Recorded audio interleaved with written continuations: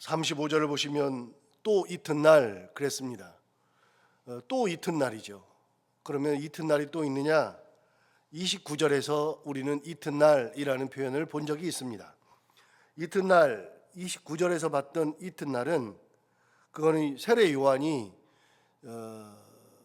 예루살렘에서 유대인들이 예루살렘에 있던 제사장들, 레위인들 그들을 요한에게 보내가지고 요한의 정체를 물어본 날, 그 다음 날이죠.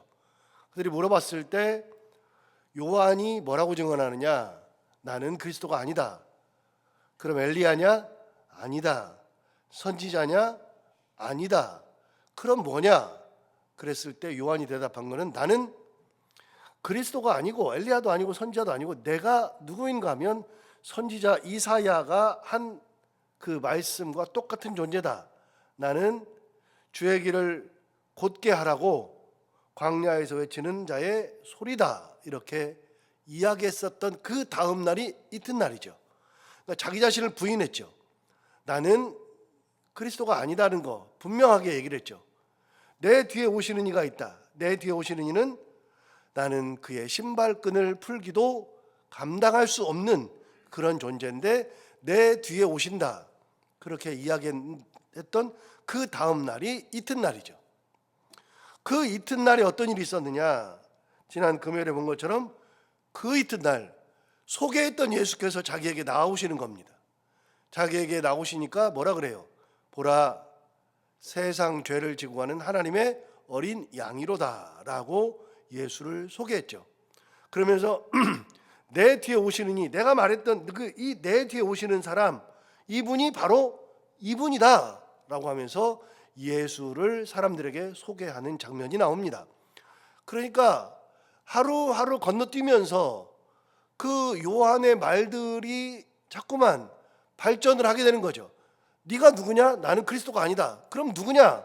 나는 내 뒤에 오시는 이, 그분을 나는 소개하는 역할, 광야에서 외치는 자의 소리일 뿐이다.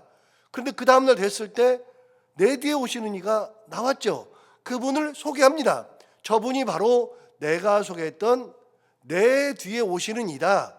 그러면서 그분의 정체성은 어떤 거냐? 그분은 내 뒤에 오신 이, 바로 너희들이 보고 있는 그 이분은 하나님의 어린 양이다. 세상 죄를 지고 가는 하나님의 어린 양이다 라고 이야기하면서 예수를 소개할 때 하나님의 어린 양으로 소개했습니다. 그러면서 어떻게 했느냐? 그러면서 나도 그를 알지 못하지만 하나님이 내게 하신 말씀이 있다. 저분이 바로 그분인지 하나님의 어린 양인지를 나도 모르지만 하나님이 내게 하신 말씀을 통해서 나는 안다. 어떤 거냐? 예수께서 세례를 받고 올라오실 때 그분 위에 비둘 같은 성령이 딱 앉으면 그가 바로 하나님의 아들. 그 말씀을 내가 들었는데 오늘 보니 너희들도 다 보지 않느냐?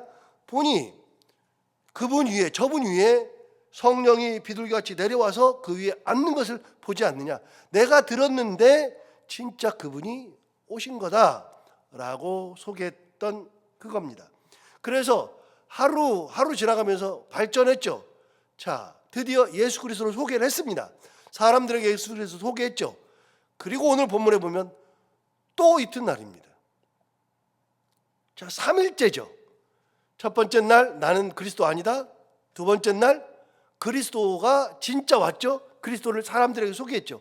그리고 그 이튿날 또 이튿날이 되었습니다. 자, 그 이튿날 어떤 일이 일어나는가?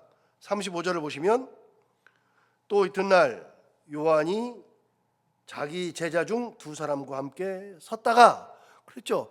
자기 제자들이 있습니다. 여러분 요한은 제자가 있어요. 말씀드렸지만 요한은요 공동체를 가지고 있습니다. 요한 공동체라 그럽니다. 예수님도 제자들이 있었죠. 그래서 예수님도 나중에는 공동체를 가지고 있습니다. 당시에 스승들은 제자들을 가지고 있는 공동체의 어른들이었습니다. 요한 공동체. 그래서 사람들이 이미 마태복음 본 것처럼 바리새인들이 와서 묻는 거예요. 뭐라고 물어보느냐? 야, 이 요한은 그의 제자들에게 금식도 시키던데 너희 제자들은 너 왜 금식을 안 시키니? 이거를 유대인들이 물어봤어요. 그 뭐냐? 요한의 제자들은 그렇게 하는데 너희 제자는 왜 안 시켜? 이렇게 구분했죠. 그런데 결정적으로 예수님의 제자들도 이렇게 말한 적이 있습니다. 선생님, 요한은 자기 제자들에게 기도를 가르쳐 주셨는데 우리는 왜 기도를 가르쳐 주지 않습니까? 그랬더니 예수님이 가르쳐 준 기도가 뭐라고요? 주 기도라 그랬잖아요. 주 기도. 요한 기도, 주 기도. 그러니까 그 공동체가 있어서 그 공동체마다 제자들이 있었고, 그런데 예수님은 지금 제자가 없어요. 없는데 요한은 자기 제자가 있는 겁니다. 자기 제자들이 많은데 그 중에 2명과 같이 서 있었던 겁니다. 자, 2명과 같이 서 있는데 어떤 일이 벌어지는가?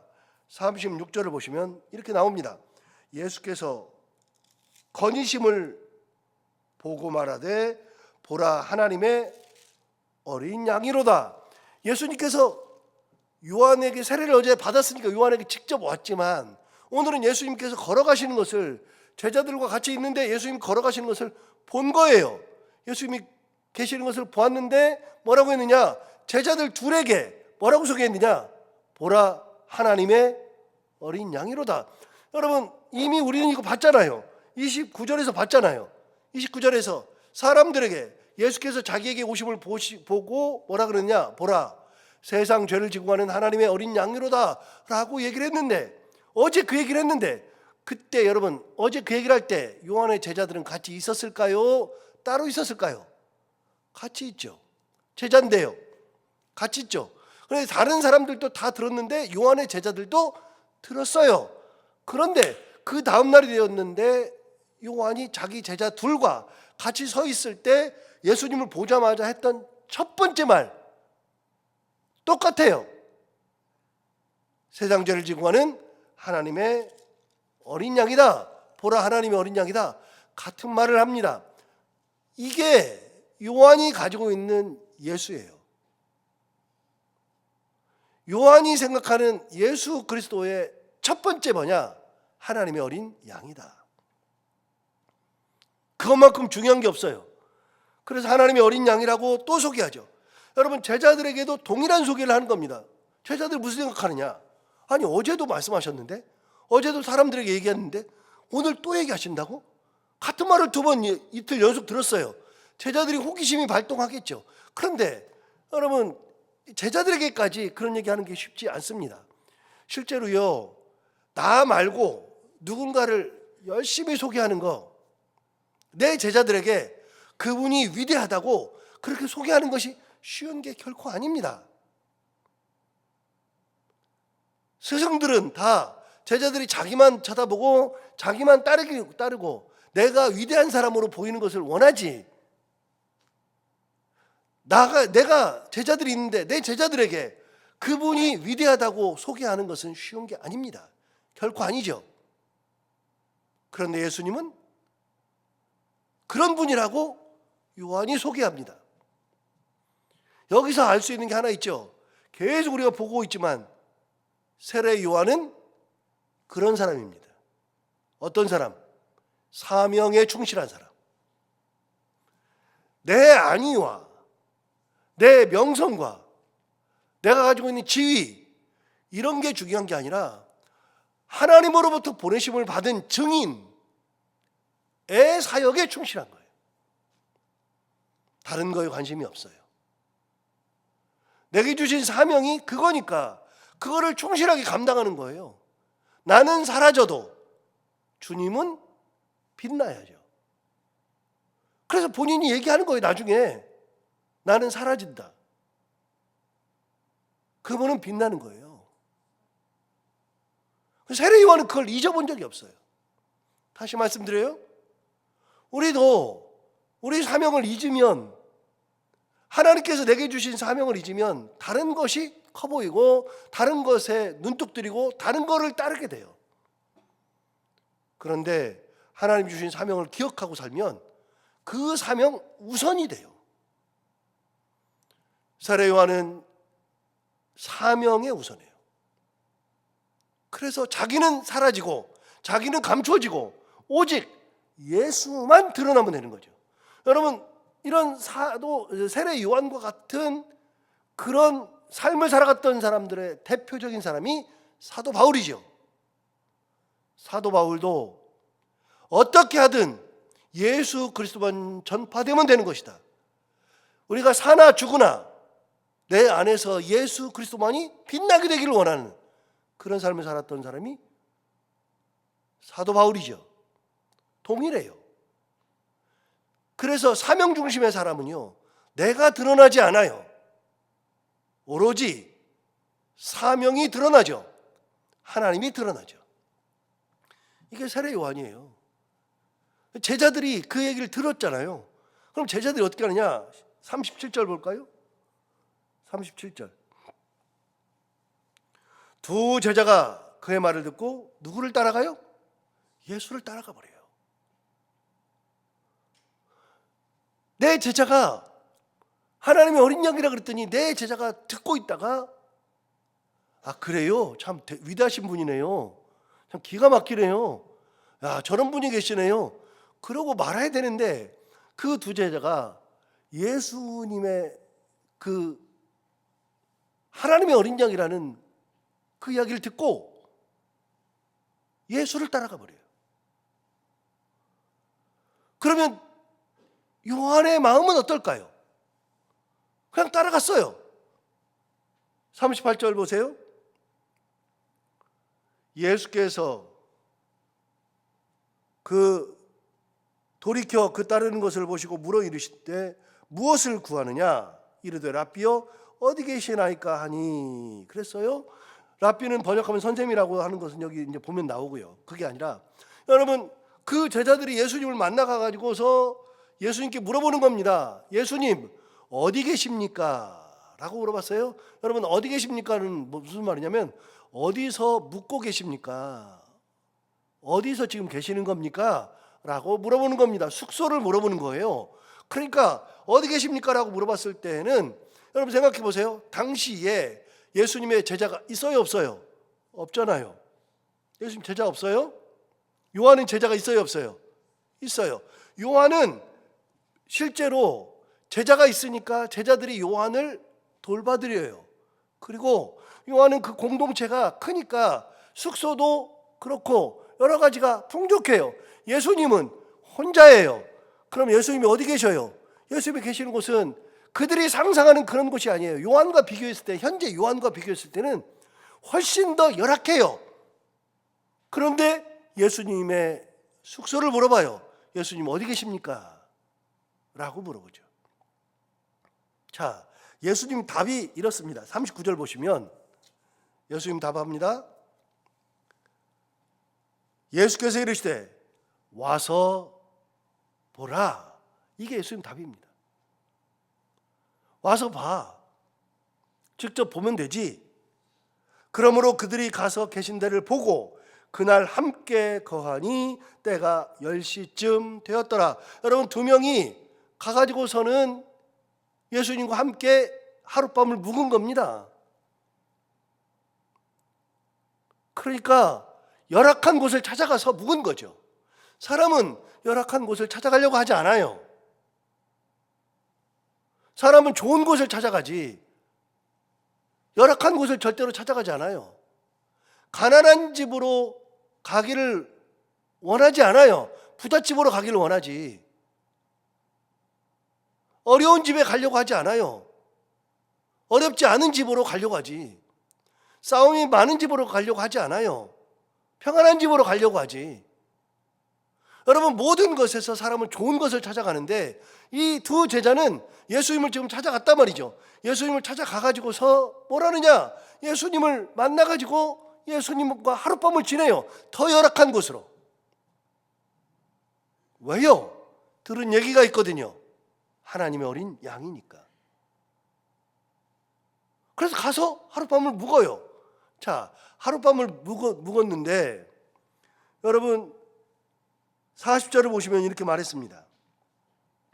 요한의 말을 듣고 따르는 두 사람 중에 하나는 시몬 베드로의 형제 안드레라 그랬습니다.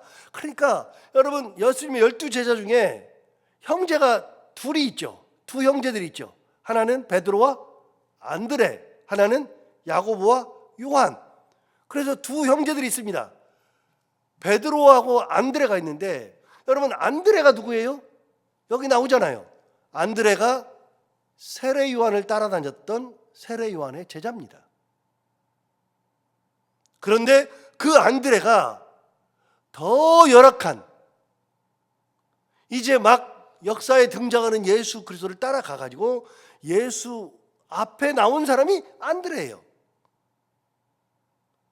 그러니까 안드레는 뭘 따라가느냐?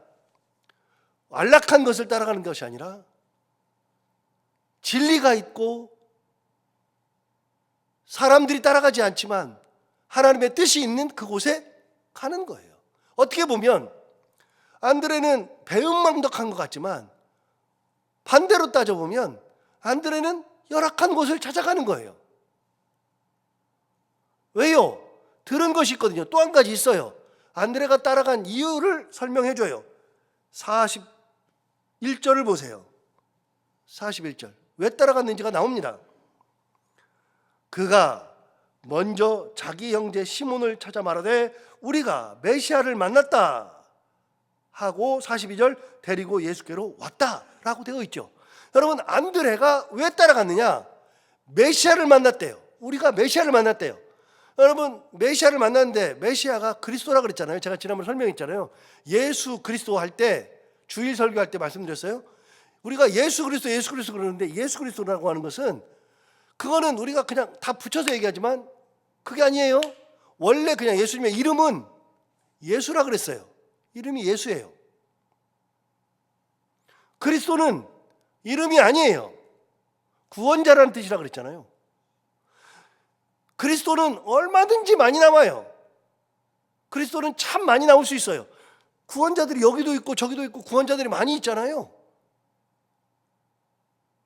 그런데 그리스도라는 말이 예수님과 딱 붙어가지고 우리는 예수는 그리스도요, 그리스도는 예수고 이렇게 돼가지고 사람들이 구분을 잘 못하는데, 여러분 우리는 하도 사도 바울의 영향을 받아서 예수 그리스도 하다 보니 우리는 예수 그리스도가 붙어 있지만 원래는 붙은 단어가 아니에요.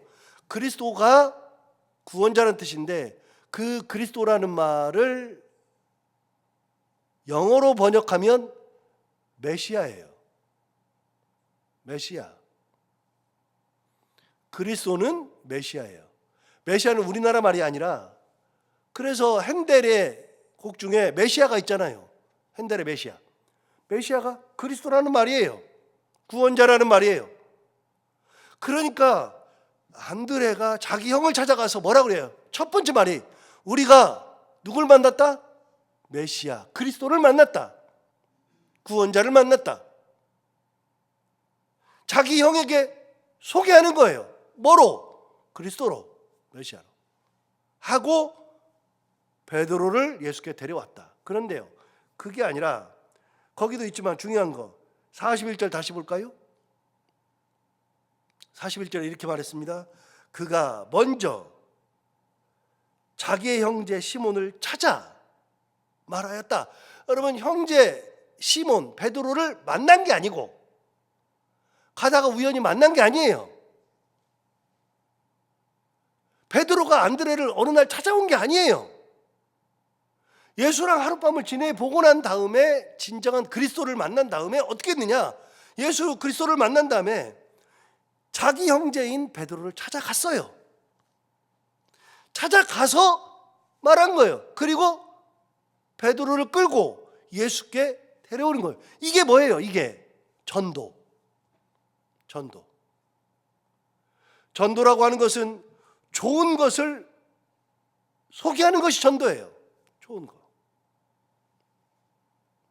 저는 전도 그러면 꼭 생각나는 게 하나 있는데, 일반 전도 말고요. 우리는 전도 그러면 항상 이렇게 이렇게 전도해가지고서 교회로 사람을 데리고 그걸 전도라고 생각하지만, 전도라는 것은 그런 의미가 아니고요. 원래는 포괄적 의미예요. 무슨 말이냐면 좋은 것을 소개하는 것을 전도라 그러는 거예요. 전도. 그런데 전도하는데 저는 생각나는 게 뭐냐면, 저 전에 교회에 있을 때 전도사가 전임 전사님이 저한테 자꾸만 뭐라 그러냐면, 목사님 컴퓨터를 윈도우 쓰지 마시고 애플 컴퓨터를 쓰십시오. 맥을 쓰십시오. 여러분 여러분들은 뭐 컴퓨터도 잘 안 쓰시니까 그냥 핸드폰으로 하고 마니까 모르지만, 잘 모르시겠지만, 여러분 윈도우즈하고 애플 컴퓨터는 완전히 다른 형태예요. 완전히 달라요. 쉽게 말하면 핸드폰도 갤럭시 쓰시는 거하고 아이폰 쓰는 거랑은 진짜 개념이 완전히 달라요. 그런데 지금의 이제 아이폰 같은 거예요. 맥을 쓰래요. 근데 저는 맥을 써본 적이 없는데 자꾸 맥을 쓰래요. 왜 맥을 써야 돼? 그랬더니 맥에 대해서 쭉 설명을 하는데요. 한 30분을 맥이 좋다고 막 설명을 하는 거예요. 얼마나 설명을 하는지 내가 듣다가, 야, 걔는 이 애플바, 뭐 빠지면 빠라 그러잖아요. 애플바구나 그랬는데 제가 지금 맥 쓰고 있잖아요. 전도돼 가지고. 그게 전도예요. 좋은 것을 소개하는 거예요. 그게 전도. 흔히 그냥 아프면은, 저 처음에 왔더니 아프니까 내과에 가야 된다 그랬더니 많은 분들이 처음 소개하는 게 정인성이에요. 정인성 가보래요. 여러분 다 알잖아요. 내과가 많은데 그중에 정인성 내과 가보래요. 그래 정인성 내과 가봤어요. 거기가 잘 듣는데요. 그냥 잘 낫는데요. 진짜 잘 나요. 제가 이렇게 나중에 좀 생각해 보니까, 제가 잘 몰라요. 모르는데 제가 생각해 보니까 잘 낫는 거는 약을 좀 세게 쓰는 거예요. 그래가지고서 약이 세니까 잘 나요. 그래서 정인성에 많은 분들이 가셔요. 그게 뭐예요? 전도예요.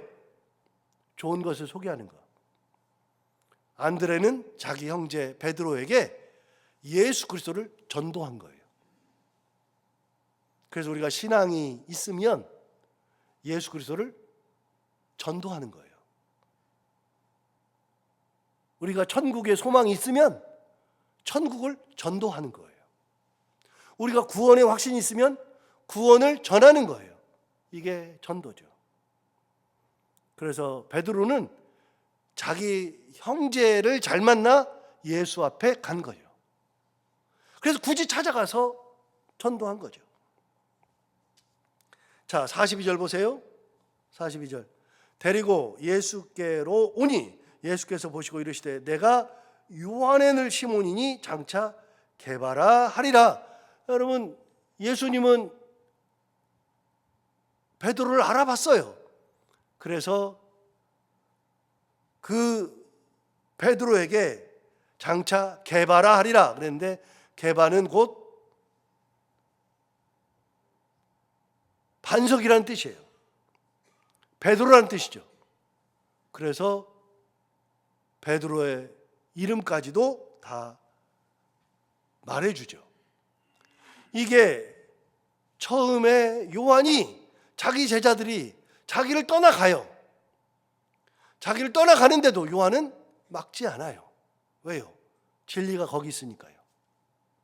그리고 자기 제자들도 더 열악한 곳으로 들어가요. 왜요? 진리를 만났으니까요. 그리스도를 만났으니까요. 그래서 우리가 신앙생활 하면서도 예수를 만나면 예수님께서 가시는 그곳, 숙소가 어디입니까? 어디 머무십니까? 우리도 예수님과 함께 거하고, 그곳이 열악한 곳이라 할지라도 그곳을 우리도 기쁨으로 찾아가고 예수님과 같은 길을 걸어가는 거, 이게 참 신앙의 자세. 거기서 한 걸음 더 나가서 그 예수 그리스도를 사람들에게 소개하고, 천국을 소개하고, 구원을 소개하고, 그렇게 전하는 그런 삶까지 가는 거, 이게 참 신앙이다. 오늘 이 말씀을 듣고 다시 한번 오늘 말씀을 새겨보면서 오늘 하루 가운데 은혜로 살아가는 우리 모두가 다 되길 바랍니다. 기도하겠습니다. 하나님 아버지, 감사합니다. 오늘 귀한 말씀 우리를 깨우치시고 은혜 주셔서 감사합니다.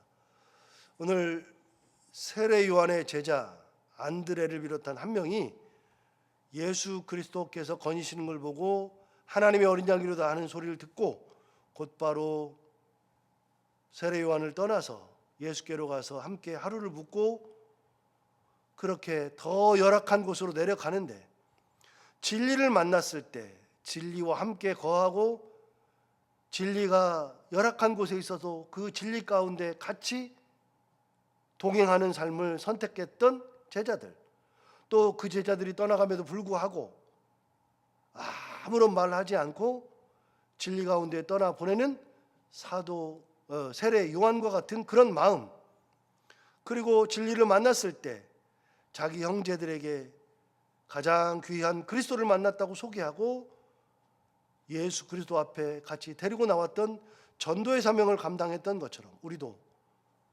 하나님 계신 곳, 예수 그리스도께서 계신 곳 거기에 기쁨으로 나아가며 진리 가운데 살아가며 진리를 전할 줄 알며 하나님의 은혜 가운데 살아갈 수 있는 저희들이 다 되게 하여 주옵소서.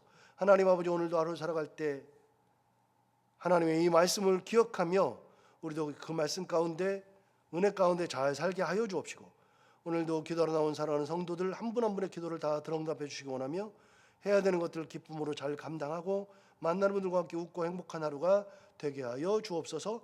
예수님 이름으로 기도하옵나이다.